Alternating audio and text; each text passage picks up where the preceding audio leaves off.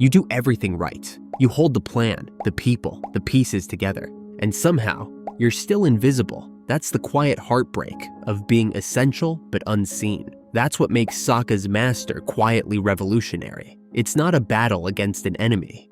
It's a reckoning with the voice that whispers, "You're not enough." The meteor crash is just the backdrop. The real fire is internal. Everyone leaps into action, bending elements, saving lives. And Sokka? He's left holding Momo. That stings. Let's be honest, Momo didn't exactly need a supervisor. And not just because it's a bad assignment, it stings because it confirms what he's already afraid of, that he doesn't matter as much. He tries to laugh it off, but his body tells the truth. He slumps, turns away, disconnects. And when he finally says it aloud, "I can't do anything," the weight of that sentence lands with the force of a falling star. Being the funny one works, until it doesn't. Until the laugh dies down and the silence settles in, and you realize no one ever looks at you like the hero. In the adult world, we don't call it bending or swordplay, but we know the feeling. Some people walk into rooms with effortless magnetism. They command attention, respect, applause. And others of us, we quietly hold the pieces together, make the plans, lighten the mood, do the invisible labor that gets chalked up to being supportive. This is the moment so many adults find themselves in. After the degrees, the jobs, the promotions, the relationships, you look up and think, is this all I am? Am I just the one who helps, the one who manages, the one who gets things done while others shine? Katara takes Sokka shopping to cheer him up. It's a sweet gesture, but it's not enough. Because here's the truth. No amount of external encouragement can replace the internal belief we're missing. And Sokka doesn't just want a new weapon. He wants a new relationship to himself. That's when he sees the sword. Black, sleek, beautiful, forged by the legendary Piandao. It isn't just a weapon, it's a symbol of mastery, of power, of possibility. And for the first time in a long time, Sokka wants something. Not for the group, not for survival, but for himself. That's where adult healing begins. Not in proving your worth to others, but in finally admitting that you want more. We live in a culture obsessed with genius, with giftedness, with people who are born to do this. There's a pain that rarely gets named. The kind where everyone around you seems gifted, graced with clarity, talent, purpose. And you feel like the support beam, not the structure. Useful, but forgettable. That's the ache Sokka's master speaks to. And if you've ever felt ordinary in a world that worships the exceptional, you'll see yourself here. But what Sokka's master shows is something braver. The journey of someone who wasn't born with talent, but who chooses to become something more. He shows up to Piandao's gate, not with a list of accomplishments, but with a confession.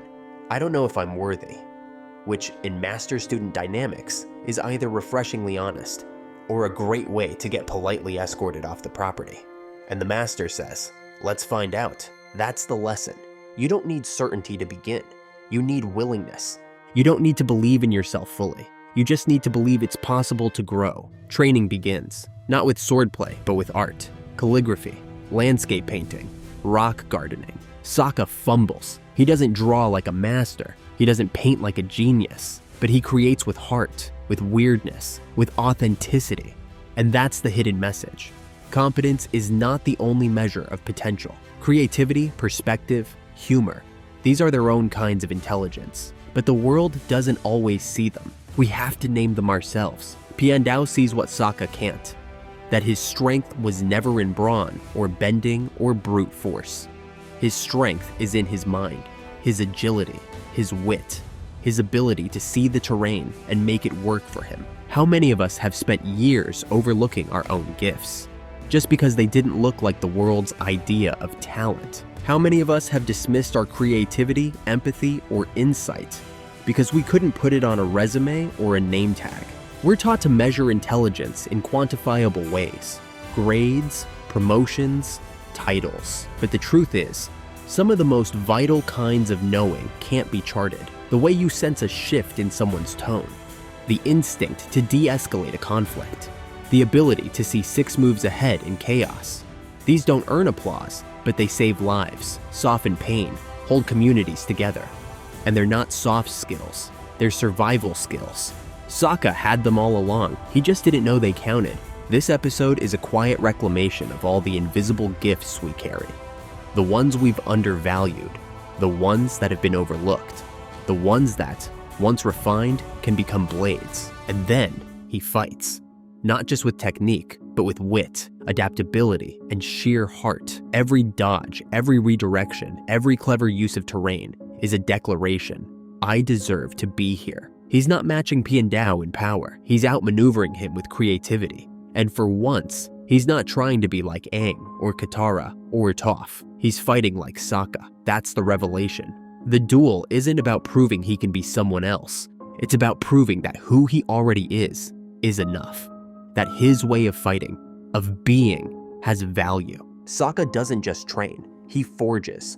From a fallen star, metal not of this world, he crafts a weapon that's entirely his own. It's a metaphor hiding in plain sight.